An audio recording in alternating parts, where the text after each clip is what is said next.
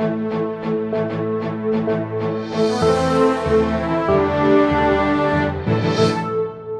morning and welcome to an all-new Eye of the Tiger. I'm Zach Galumgum. And I'm Emma Watson.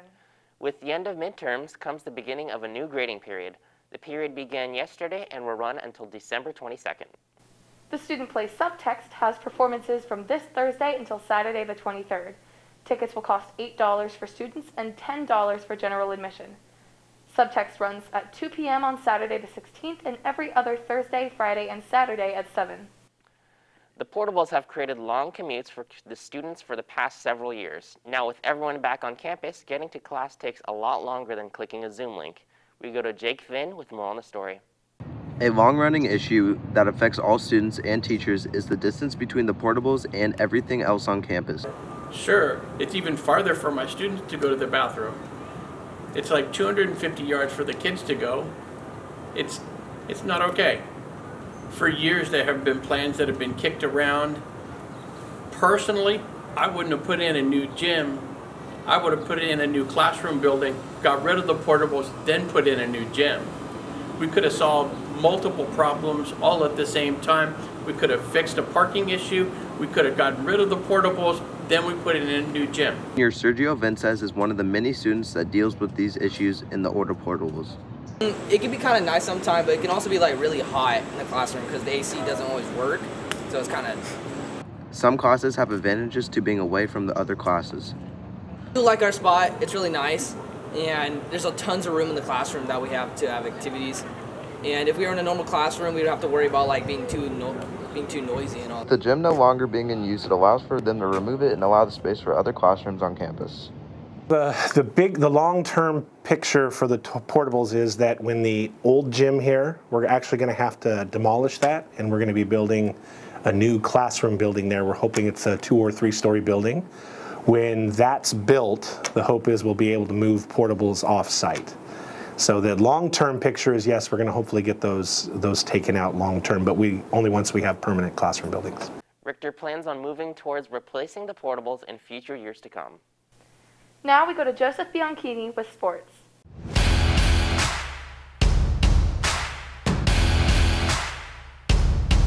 Good morning. Welcome to this Tuesday's edition of EOTSN. I'm Joseph Bianchini. Make it 2 in a row for Roseville. The Tigers landed a second straight win on Friday night in their 51-28 dub over Stagg. Stagg's passing game had a good night, but it wasn't as good as Roseville's running attack.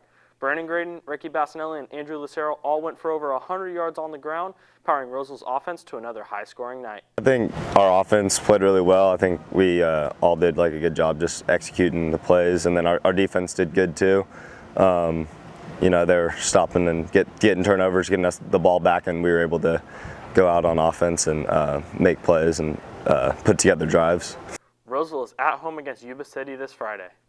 In other sports news, cross country went down to Fresno for the Clovis Invitational this past weekend. It was really fun. We got to see the national champs race, and they had like a really cool time of like 14:44 overall, and it was just a really fun experience. We got to go down with all our team and our varsity team, and we got to all like hang out together and then just experience that for the first time. It was the first time our varsity girls team got to go down, and it was just a really neat experience, just getting to compete with all the teams from all over and being able to see everyone race. And a lot of people had a lot of great PRs, a lot of people got really close to PRs, they got their season records.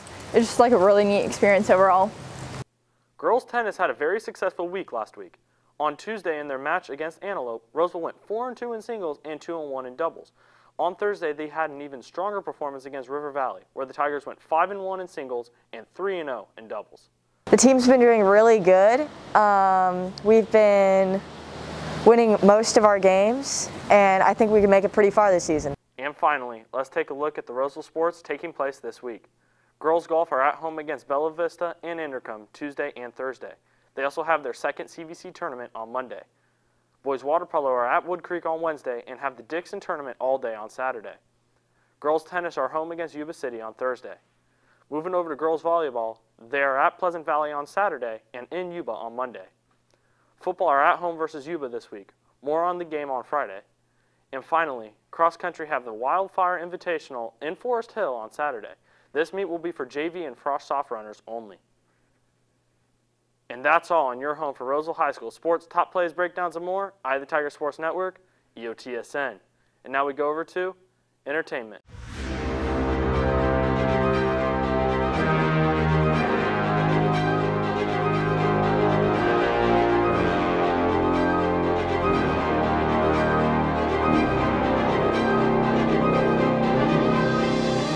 Thanks, Joseph. The underground rap scene is a place for artists on the come up to gain a following to help push them into the mainstream. Fresh new artists are popping up everywhere, and the ones who stand out really have something to offer to the future of rap. Modern technological advancements in music have allowed for the plug-and-B and cloud trap subgenres to emerge. The transcendent instrumentals are showing signs of being a staple in modern hip-hop. The easy accessibility to free music software has allowed kids to become famous from their own bedrooms. Young underground artists that have been putting themselves on the map lately are Sofago, Yeet, Lucky, Summers, SSG Kobe, Autumn, Ken Carson, and Cash Dami. A lot of these artists have a similar cadence, but their key differences are what sets them apart from the rest of the game. My personal favorites are Yeet and Summers, due to them seemingly doing the best job for their styles compared to the other artists around them. Even Drake can see that Yeat's unique delivery and trademark production style has the potential to take over the underground scene. His hyper-synthetic beats, coupled with his extraordinary use of autotune, allow for his voice to simultaneously become a part of the instrumental in a rare manner. Summers released an immaculate plug-and-B album towards the end of September. It really captured the pain of the recent loss of his grandmother. Rest in peace, Brenda. His emotionally charged and relatable lyrics have, over his laid-back beats, create an unforgettable listening adventure. In other entertainment news, Rockstar Games has confirmed that GTA 3, Vice City, and San Andreas will be getting HD remasters together as a part of their Grand Theft Auto trilogy, Definitive Edition, which will be releasing to consoles, PC, and even mobile sometime in 2022. And other recent releases include games such as Metroid Dread, which dropped Friday, Back 4 Blood, which drops today, and the newest James Bond movie, No Time to Die. For a more in-depth look at No Time to Die, make sure to tune into this Friday's broadcast, and we go back to news. Thanks, Nathan. 2 junior students of RHS have put their musical talents together and created a band. We go to Annabella Vaden with the story.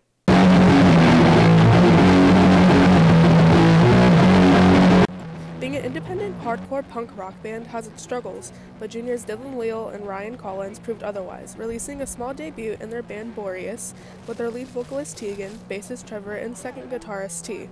We normally practice Tuesdays and Thursdays here in my garage from like 2:30 to 5:30, no, 3 to like 5:30.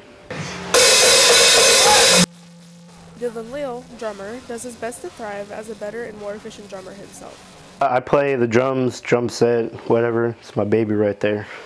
Borius likes to cover certain genres of punk, inspired by old school influences like Black Flag and Minor Threat, and is doing their best to prove that punk is not dead. We mainly play hardcore punk, and we also like surf punk as well. Finding people for a band is hard, but when you find connections, everything falls into place. Well, I've been friends with the lead singer Tegan since freshman year, and I've just followed them since he created it, and I've really been a part of it since then. Borius likes to play more than just originals, shining some light on the hardcore lifestyle. Follow us, Borius, on Instagram and Spotify, and just any local scenes, just check them out. Their next performance will be in Las Vegas on the 29th of October, opening for the band, Part 2, The Electric Boogaloos. That's it for us today on Eye of the Tiger. And remember, we're always on eyeofthetigernews.com. See you next time.